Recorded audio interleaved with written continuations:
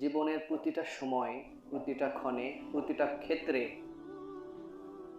যে যে কর্মে লিপিবদ্ধ আছি না কেন, আমরা বিভিন্ন সময় অনেক বড় বড় বিপদের সম্মুখীন হই। ফর এক্সাম্পল ধরেন, আপনি বাইক রাইড করে আপনার স্কুলে যাবেন বা অফিসে যাবেন, এই যেতেই অনেক সময় এমন হয় না অ্যাক্সিডেন্ট হওয়ার উপক্রম, কিন্তু হয় না, এমন হয় না বাইক রাইড করতে এত অ্যাক্সিডেন্ট হতে ধরে কিন্তু অ্যাক্সিডেন্ট হয় না। কে বাঁচিয়ে দেয়? আল্লাহ রাব্বুল আলামিন। অফিসের সিগনেচার করতে, কাগজপত্রের সই স্বাক্ষর করতে অনেক বড় বড় ভুল হয়ে যায়, কিন্তু পরক্ষণেই দেখা গেল যে এই সিগনেচারটা যদি এর নিচের কাগজে দেয়া যেত, অনেক বড় একটা ভুল হয়ে যেত বা জরিমানা হয়ে যেত, কিন্তু পরক্ষণেই আল্লাহ রাব্বুল আলামিন আমাদেরকে মনে করায় দেয় না? দেন। এরপর বাড়িতে মা বোনেরা রান্না করেন, অনেক সময় দেখবেন রান্না উঠাই দিয়ে বিভিন্ন গল্পে তারা জমে যায়, কয়েকজন মহিলা একত্রিত হয়ে। তো ঘরে গিয়ে দেখবে বা দেখে যে আগুন উপরে চলে আসছে, ভিতরে পুড়ে আগুন উপরে চলে আসছে, কিন্তু এখনো কোথাও ধরে নাই। এমন হয় না?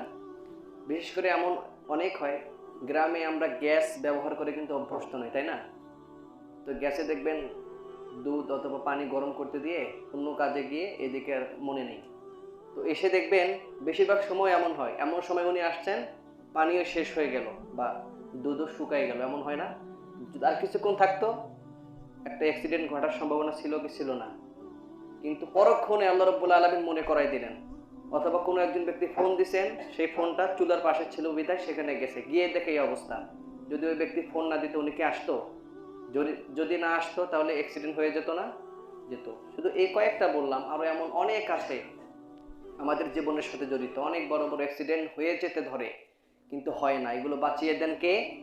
আল্লাহ রাব্বুল আলামিন। এই জন্য জীবনের কয়েকটা জিনিস সেট করে নেয়া, তার মধ্যে একটা হচ্ছে খেয়ে না খেয়ে যেখানেই থাকি, যে অবস্থায় থাকি, বেশির থেকে বেশি শুকরিয়া আদায় করা।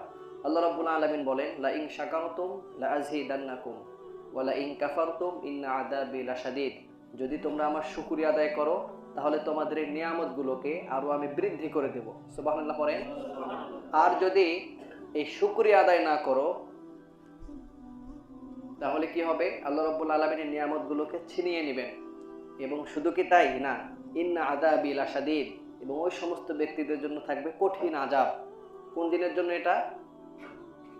কিয়ামতের দিনে, যেদিন আমাদের জান্নাত জাহান্নাম আল্লাহ রাব্বুল আলামিন নির্দিষ্ট করে দেবেন ওই দিন। এজন্য আমরা যেন সবথেকে বেশি শুকরিয়া আদায় করতে পারি। আল্লাহ রাব্বুল আলামিন তৌফিক দিক, আল্লাহুম্মা আমিন।